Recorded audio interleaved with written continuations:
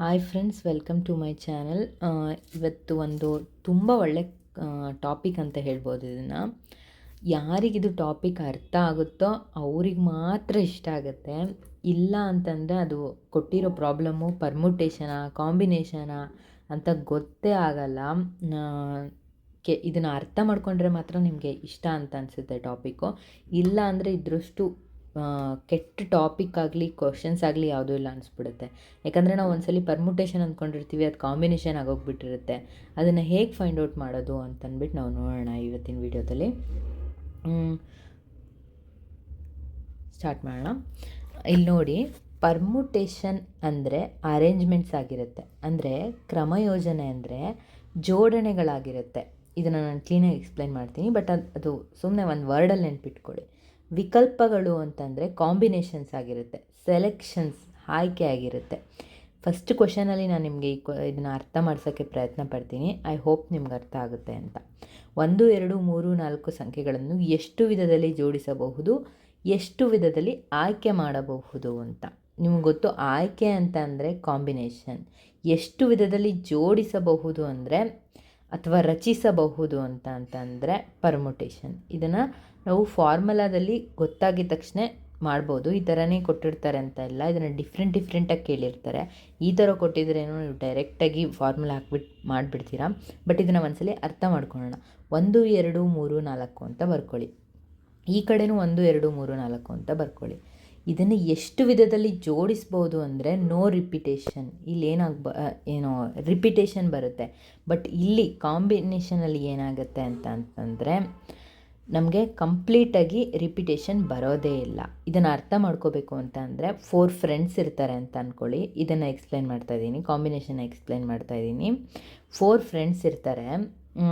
ಈಗ ಯಾರೋ ರವಿ, ಶಂಕರ್, ಕಿರಣ್, ರಘು ಬೇಡ, ನವ್ಯ ಅಂತ ಅಂದ್ಕೊಳ್ಳಿ. ಸರಿನಾ? ಈಗ ರವಿ ಮತ್ತು ಶಂಕರು ಇಬ್ಬರು ಫ್ರೆಂಡ್ಸ್ ಅಂದರೆ ಮುಗಿದೋಯ್ತು. ಸರಿನಾ? ಶಂಕರು ರವಿಗೆ ಫ್ರೆಂಡ್ ಆದರೂ ಒಂದೇ, ರವಿ ಶಂಕರ್ಗೆ ಫ್ರೆಂಡ್ ಆದರೂ ಒಂದೇ. ಇದೇನಾಗುತ್ತೆ? ಆಯ್ಕೆಗಳು ಅಂದರೆ ಕಾಂಬಿನೇಷನ್ ಆಗುತ್ತೆ. ನೋಡಿ, ಕಾಂಬಿನೇಷನ್ ಅಂತ ಅಂದರೆ ಆಯ್ಕೆ ಅಲ್ವಾ? ಈ ಕಾಂಬಿನೇಷನ್ ಇದಾಗುತ್ತೆ. ರವಿ ಕಿರಣ್ ಜೊತೆ ಫ್ರೆಂಡ್ ಆಗಿದ್ದಾನೆ ಅಂದರೂ ಒಂದೇ, ಕಿರಣ್ ರವಿ ಜೊತೆ ಫ್ರೆಂಡ್ ಆಗಿದ್ದಾನೆ ಅಂದರೂ ಒಂದೇ. ಆದರೆ ರವಿ ಪಕ್ಕ ಕಿರಣ್ ಕೂತಿದ್ದಾನೆ ಅಂತ ಅಂದ್ಕೊಳ್ಳಿ. ಇವನು ಲೆಫ್ಟ್ ಸೈಡಲ್ಲಿರ್ತಾನೆ, ಇವನು ರೈಟ್ ಸೈಡಲ್ಲಿರ್ತಾನೆ. ಇವರನ್ನೇ ಬೇರೆ ಥರನೂ ಕೂರಿಸ್ಬೋದು. ಕಿರಣ್ ಲೆಫ್ಟಲ್ಲಿ ಇರ್ತಾನೆ, ರವಿ ರೈಟಲ್ಲಿರ್ತಾನೆ ಅಂದ್ಕೊಳ್ಳಿ. ಹೀಗೆ ಕೂತ್ಕೊಳೋದು ಇಲ್ಲಿ ಅಪಿಯರೆನ್ಸ್ ಅಷ್ಟೇ ನಾವು ಯೋಚನೆ ಮಾಡ್ತಾಯಿದ್ದೀವಿ. ಇಲ್ಲಿ ಕಾಂಬಿನೇಷನಲ್ಲಿ ಏನು ಮಾಡ್ತಾಯಿದ್ದೀವಿ ನಾವು? ಆಯ್ಕೆ ಮಾಡ್ತಾಯಿದ್ದೀವಿ, ಯಾರು ಯಾರ ಜೊತೆ ಇದ್ದಾರೆ ಆ ಥರ. ಇದನ್ನೇ ನಮ್ಗೆ ಕೊಟ್ಟಿರೋ ಪ್ರಾಬ್ಲಮಲ್ಲಿ ನೋಡೋಣ. ಕಾಂಬಿನೇಷನ್ ಮತ್ತು ಈಗ 1, 2, 3ನ 1, 2 ಜೊತೆ ಆಯ್ಕೆ ಮಾಡಿ ಕೂರಿಸಿದ್ರೆ ಅದು ಒಂಥರ ಆಯಿತು. 2ನ 1 ಜೊತೆ ಆಯ್ಕೆ ಮಾಡಿ ಕೂರಿಸಿದ್ರೆ ಅದು ಒಂಥರ ಆಯಿತು. ಬಟ್ ಇಲ್ಲಿ ನಾವು ನೋಡಿ 1ನ 2 ಜೊತೆ ಕೂರಿಸಿದ್ರೆ ಮುಗೀತು. ಮತ್ತು 2 ಜೊತೆ 1 ಅಂತ ಅಂದರೂ ಒಂದೇ, 1 ಜೊತೆ 2 ಅಂತ ಅಂದರೂ ಒಂದೇ. ಐ ಹೋಪ್ ನಿಮ್ಗೆ ಇದು ಕರೆಕ್ಟಾಗಿ ಅರ್ಥ ಆಗಿದೆ ಅಂತ ಅಂದ್ಕೋತೀನಿ. ಇಲ್ಲೇನಾಗುತ್ತೆ ಅಂತ ಅಂದರೆ AB = BA ಅಂತ ನಾವು ಬರ್ಕೋಬೋದು ಆಯ್ಕೆಯಲ್ಲಿ, ಅಂದರೆ ಕಾಂಬಿನೇಷನಲ್ಲಿ. ಬಟ್ ಜೋಡಣೆಯಲ್ಲಿ AB ≠ BA ಅಂತ ಆಗುತ್ತೆ. ಎಷ್ಟು ವಿಧದಲ್ಲಿ ಜೋಡಿಸ್ಬೋದು ಅಂತಂದರೆ ಈಗ ನೆಕ್ಸ್ಟ್ ನೋಡೋಣ. ಇದನ್ನೇ ಬೈ ಫಾರ್ಮುಲಾ ಮಾಡೋಣ. ಅಂದರೆ ಈ ಕೊಟ್ಟಿರೋ ಕ್ವಶನನ್ನೇ, ಅಯ್ಯೋ ಬಿಡಿ ಮೇಡಮ್, ನಮಗೆ ಕಾಂಬಿನೇಷನು ಪರ್ಮುಟೇಷನಲ್ಲಿ ನಾವು ಫುಲ್ಲು ನಮ್ಗೆ ಅರ್ಥ ಆಗುತ್ತೆ, ನಾವು ಡೈರೆಕ್ಟ್ ಫಾರ್ಮುಲಾ ಹಾಕ್ತೀವಿ ಅಂತ ಅನ್ನೋರು ಈ ಥರ ಮಾಡ್ಬೋದು. ಪರ್ಮುಟೇಷನ್ ಇದು ನೋಡಿದ ತಕ್ಷಣ ನಿಮಗೆ ಪರ್ಮುಟೇಷನ್ ಅಂತ ಗೊತ್ತಾಯಿತು, ಜೋಡಣೆ ಅಂತ ಗೊತ್ತಾಯಿತು. ಆಗ ನೀವೇನು ಮಾಡ್ತೀರಾ? ಡೈರೆಕ್ಟ್ ಪರ್ಮುಟೇಷನ್ ಫಾರ್ಮುಲಾ ಹಾಕ್ತೀರಾ.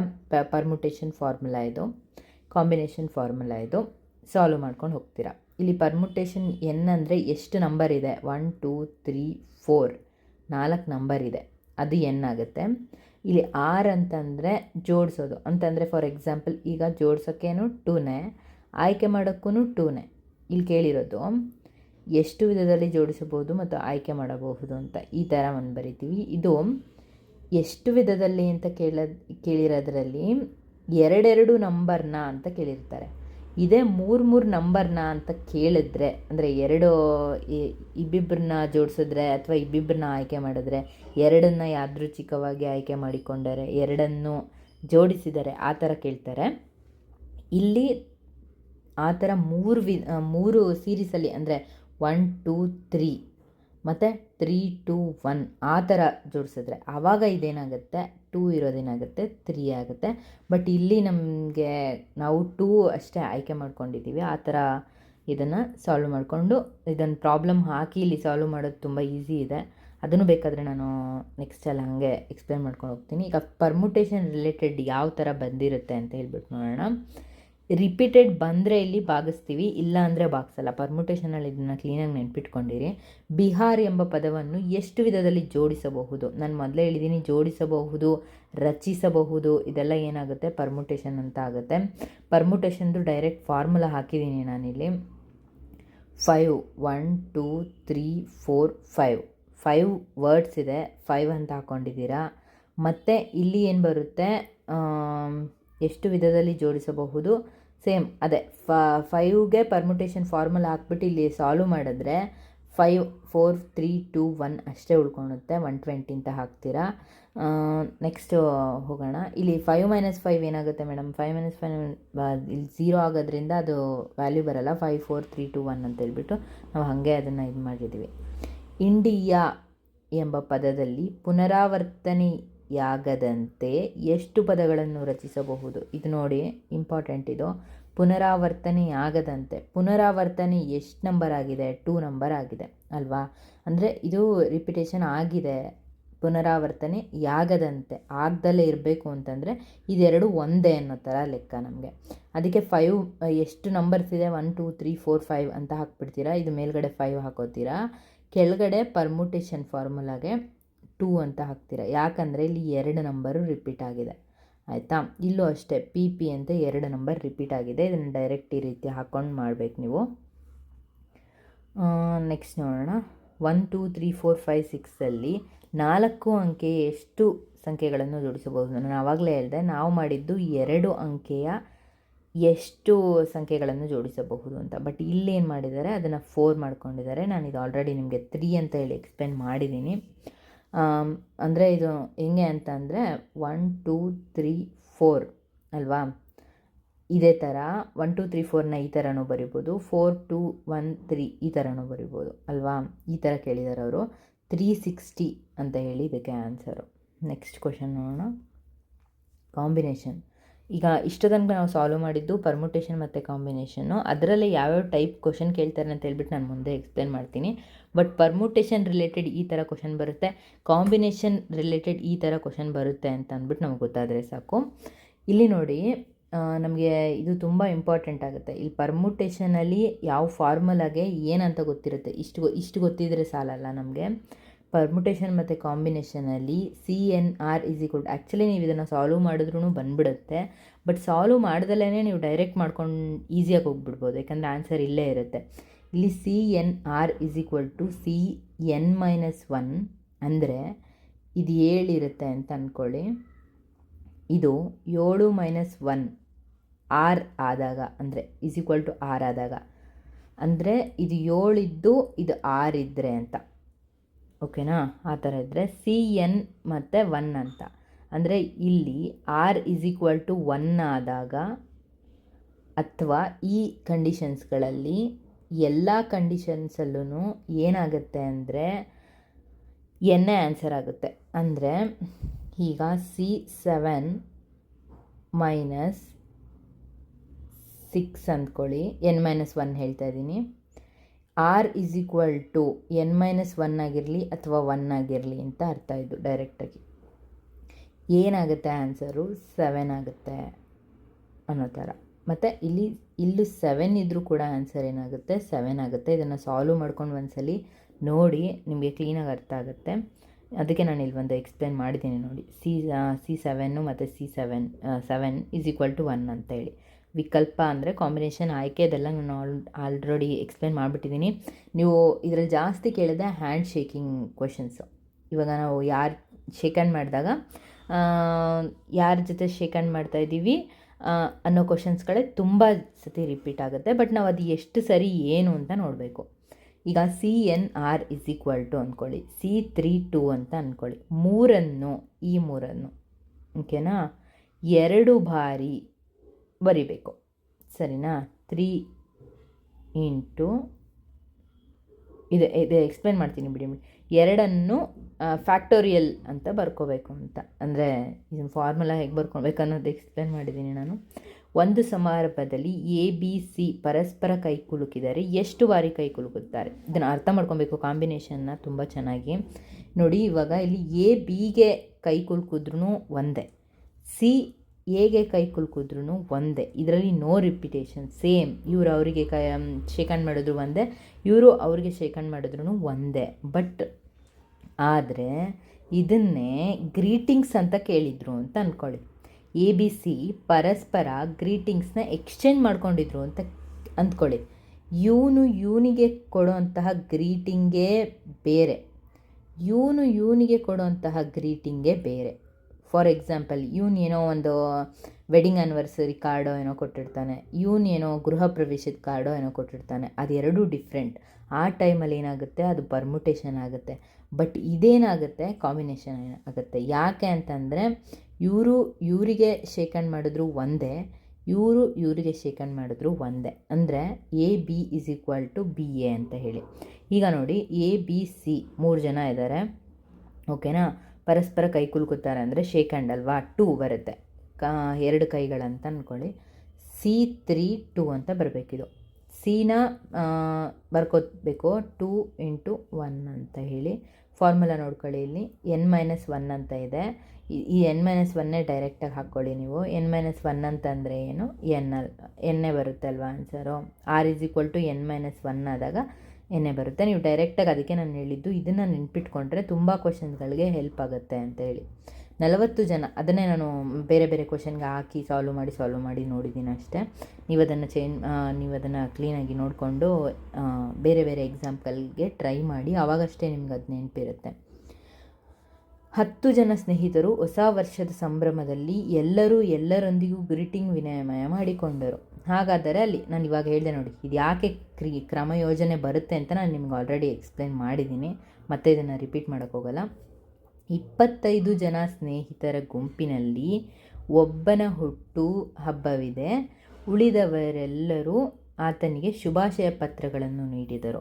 ಹಾಗಾದರೆ ಅಲ್ಲಿ ಒಟ್ಟು ಎಷ್ಟು ಗ್ರೀಟಿಂಗ್ಸ್ ವಿತರಣೆ ಆದವು? ಇಲ್ಲಿ ನೋಡಿದು 25 ಜನ ಇದ್ದಾರಂತೆ. 25 ಜನದಲ್ಲಿ ಒಬ್ಬನ ಹುಟ್ಟು ಹಬ್ಬವಿದೆ, ಉಳಿದವರೆಲ್ಲರೂ ಆತನಿಗೆ ಶುಭಾಶಯಗಳನ್ನು ಕೋರಿದರು. ಇದೇನಿಲ್ಲ, ಈಗ 25 ಮೆಂಬರ್ಸ್ ಇರ್ತಾರೆ, ಎಲ್ಲರೂ ಒಂದೇ ಥರ ಗ್ರೀಟಿಂಗ್ಸ್ನ ಇದು ಮಾಡಿರ್ತಾರೆ. ಇದನ್ನು ನೀವು ಎಕ್ಸ್ಪ್ಲೇನ್ ಮಾಡಿ ಅರ್ಥ ಮಾಡ್ಕೊಳೋದಕ್ಕಿಂತ ಡೈರೆಕ್ಟಾಗಿ 25 - 24 ಅಂತ ನೆನ್ಪಿಟ್ಕೊಂಡ್ಬಿಡೋದೇ ಒಳ್ಳೆಯದು. ಯಾಕೆ ಅಂತಂದರೆ ಇದನ್ನೆಲ್ಲ ಅರ್ಥ ಮಾಡ್ಕೊತಾ ಹೋದರೆ ಕೆಲವೊಂದು ನಾವು ಅರ್ಥ ಮಾಡ್ಕೋಬೇಕಾಗುತ್ತೆ, ಕೆಲವೊಂದು ಕೈ ಬಿಡಬೇಕಾಗುತ್ತೆ. ಇದು ಕೈ ಬಿಡೋ ಅಂಥ ಕ್ವಶನ್ ಅಂತ ನನಗನ್ಸುತ್ತೆ. 25 - 1 ಅಂತ = 24 ಅಂತ ಡೈರೆಕ್ಟ್ ಹಾಕ್ಬಿಡಿ ನೀವು. ಶಾರ್ಟ್ ರಿವಿಷನ್ ನೋಟ್ಸ್ ಇಲ್ಲಿ ನೋಡಿಬೇಕು ನೀವು. 0 ಫ್ಯಾಕ್ಟೋರಿಯಲ್ ಅಂದರೆ 1 ಅನ್ನೋದನ್ನ ನಿಮ್ಗೆ ಯಾವಾಗಲೂ ನೆನ್ಪಿಟ್ಕೊಂಡಿರಬೇಕು. ಇಲ್ಲಿ NPR = n × n-1 n-2. ಇದು ಯಾವ ರೀತಿ ಫಾರ್ಮುಲಾ ಆಗಿದೆ ಅಂತ ಹೇಳ್ಬಿಟ್ಟು ನಾನು ಎಕ್ಸ್ಪ್ಲೇನ್ ಮಾಡ್ಕೊಂಡು ನಾನು 10th ಟೆಕ್ಸ್ಟ್ ಬುಕ್ ನೋಡ್ಕೊಂಡೇನೋ ಬರ್ಕೊಂಡಿದ್ದೀನಿ. ನಿಮಗೆ ಅದು ನೆಸೆಸಿಟಿ ಇದ್ದರೆ ಬರ್ಕೊಳ್ಳಿ, ಅಥವಾ ಡೈರೆಕ್ಟ್ ಫಾರ್ಮುಲಾನ ಹಾಗೆ ನೆನ್ಪಿಟ್ಕೊಳ್ಳಿ. ನಾನು ಇವಾಗ ಹೇಳಿದೆ ನಿಮಗೆ ಕಾಂಬಿನೇಷನ್ಗೆ. ಅದೇ ಥರ NPN ಅಂದರೆ 7P7 ಅಂದರೆ 7 ಆಗಲ್ಲ, ಇಲ್ಲಿ ಕಾಂಬಿನೇಷನಲ್ಲಿ ಮಾತ್ರ 7 ಆಗುತ್ತೆ. ಇಲ್ಲಿ 7 ಫ್ಯಾಕ್ಟೋರಿಯಲ್ ಆಗುತ್ತೆ. 7 ಫ್ಯಾಕ್ಟೋರಿಯಲ್ ಅಂದರೆ ಏನು, 7 6 5 ಅಪ್ ಟು 1ವರೆಗೂ ಅಲ್ವಾ, ಆ ಥರ. ಮತ್ತು ಇದು next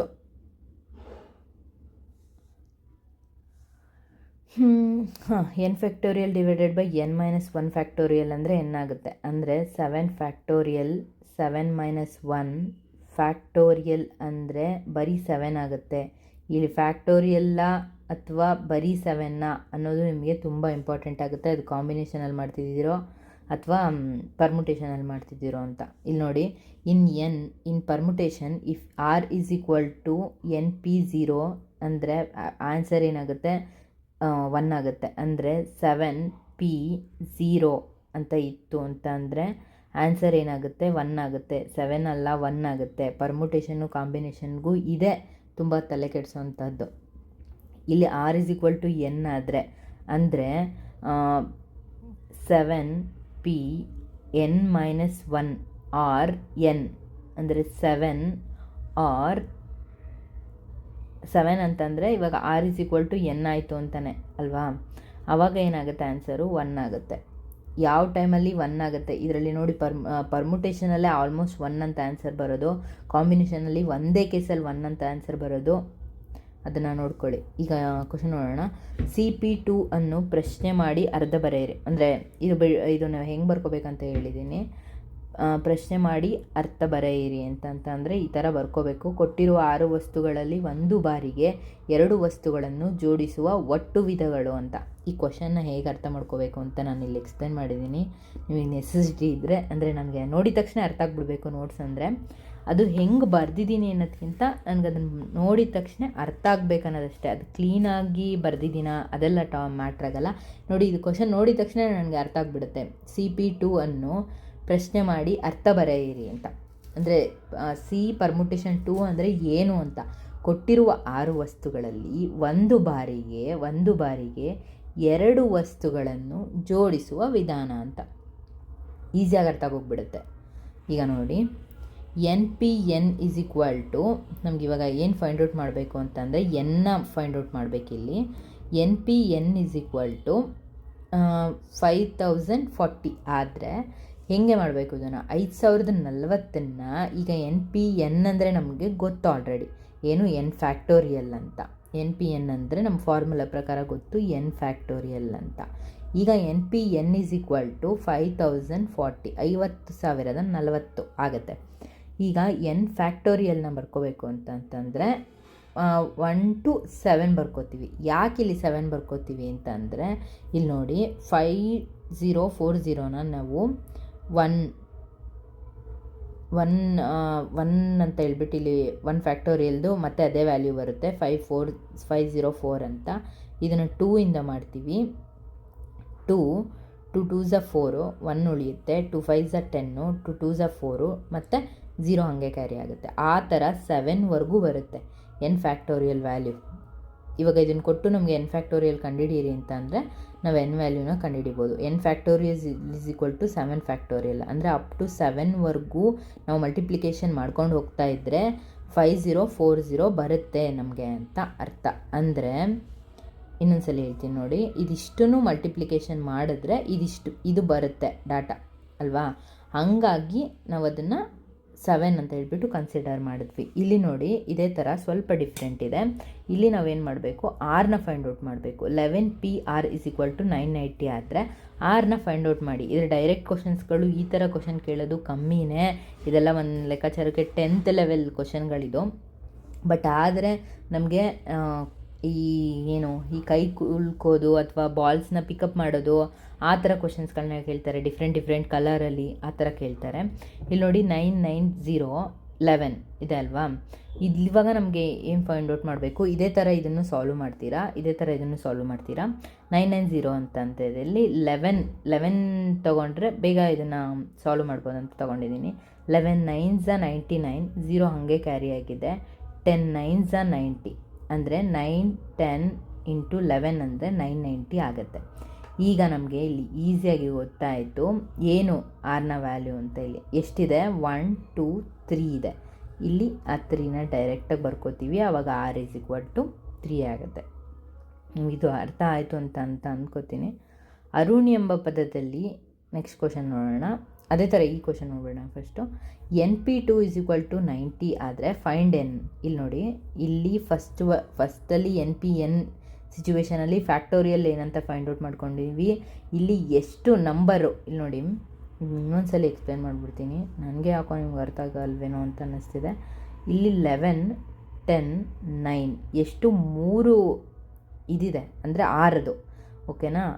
R is equal to 3 ಅಂತ ಆಯಿತು. ಬಟ್ ಇಲ್ಲಿ ನಾವು ಫೈಂಡ್ ಔಟ್ ಮಾಡಬೇಕಾಗಿರೋದು ಈ ಕೇಸಲ್ಲಿ ಎನ್ ಅಂದ್ರೇ ಏನು ಅಂತ, ಆಯಿತಾ. NP2 = 90 ಅಂತ ಹೇಳಿ. NP2 ಫಾರ್ಮುಲಾ ನಮ್ಗೆ ಗೊತ್ತಿದೆ, ಇದನ್ನು ಎಕ್ಸ್ಪ್ಲೇನ್ ಮಾಡ್ಕೊಂಡು ನಾವು ಹೋದ್ವಲ್ಲ ಇವಾಗ. ಇಲ್ಲಿ ನೋಡಬೇಕು, NP2 ಅಪ್ ಟು R ಈ ಥರ ಬರುತ್ತೆ. ಅದನ್ನೇ NP2 ಅಂತ ಅಂದರೆ ಇಷ್ಟಕ್ಕೆ ನಿಲ್ಲಿಸ್ತೀವಿ, ಓಕೆನಾ. ಇಲ್ಲಿ ನೋಡಿ NP2 ಅಂತ ಇದೆ, N × N-1 ಅಂತ ಹೇಳಿ = 90 ಅಂತ ಹೇಳಿ. ಇದನ್ನು ಸಾಲ್ವ್ ಮಾಡ್ಕೊಂಡು ಹೋಗ್ತೀವಿ. ಈಗ 90 ಅಂತ ಬರಬೇಕು ಅಂತ ಅಂದರೆ 90 ಅಂದರೆ 9 10s 90 ಅಂತ ಆಗೋಯ್ತು. 10 × 9 ಅಂದರೆ ಇಲ್ಲಿ R ನಮಗೆ ಗೊತ್ತಾಯಿತು. ಬರೀ 2ರಲ್ಲೇ ಅದು ಸಾಲ್ವ್ ಆಗಬೇಕು. ಇಲ್ಲಿ ನೋಡಿ, ಇಲ್ಲಿ ಯಾಕೆ 3 ತೊಗೊಂಡ್ವಿ R = ಅಂದರೆ ಅದು 3ರಲ್ಲಿ ಸಾಲ್ವ್ ಆಗಿದೆ, ಅದಕ್ಕೆ R = 3. ಬಟ್ ಇಲ್ಲಿ 2 ಯಾಕೆ ತೊಗೊಂಡ್ವಿ ಅಂತ, ಇಲ್ಲಿ 2ನೇ 9 × 10 ಒಂದೇ ಕೇಸೇ ಇರೋದು. 90 ಆಗೋಕ್ಕೆ 9 × 10 ಮಾಡಬೇಕು, ಇಲ್ಲ 10 × 9 ಮಾಡಬೇಕು. ಇಲ್ಲಿವಾಗ ನಮ್ಗೆ R = 2 ಅಂದರೆ ಏನು ಅಂತ ಕ್ಲೀನಾಗಿ ಅರ್ಥ ಆಗುತ್ತೆ, ಓಕೆನಾ. R = 2 ಬಂತು. ಇವಾಗ R = 2 ಬರಬೇಕಂದ್ರೆ ಇದು ಒಂದೇ ಕೇಸೇ ಇರೋದು.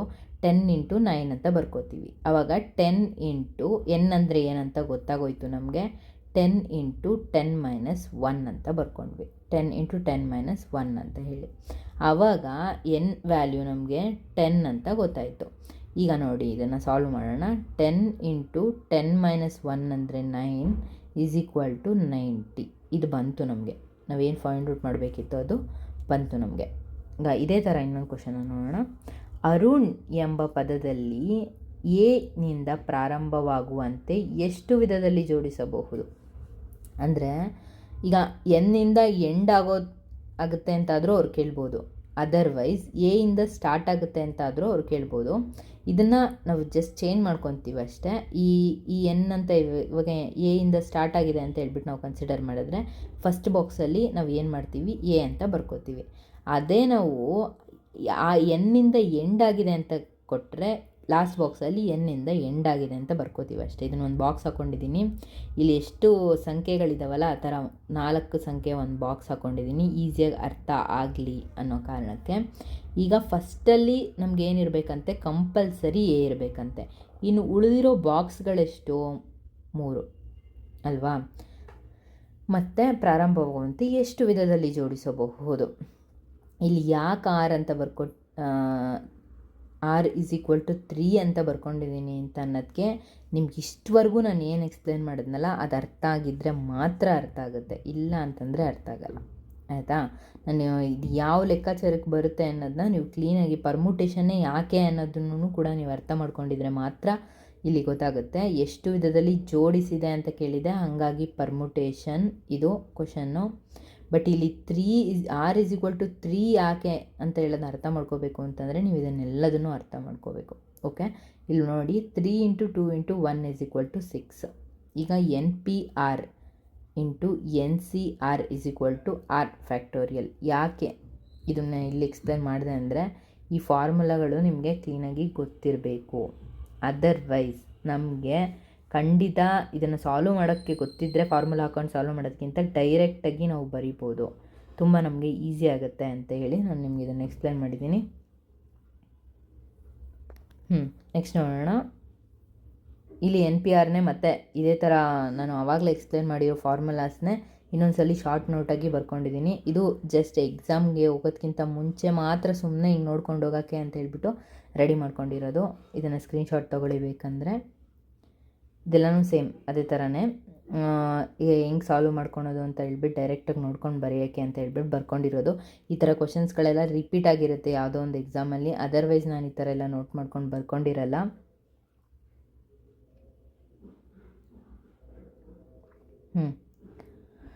ಕೇಕ್ ಎಂಬ ಪದದಲ್ಲಿ ಈಗ ಫುಲ್ ಕಂಬೈನ್ ಮಾಡ್ಕೊಂಡು ಹೋಗೋಣ.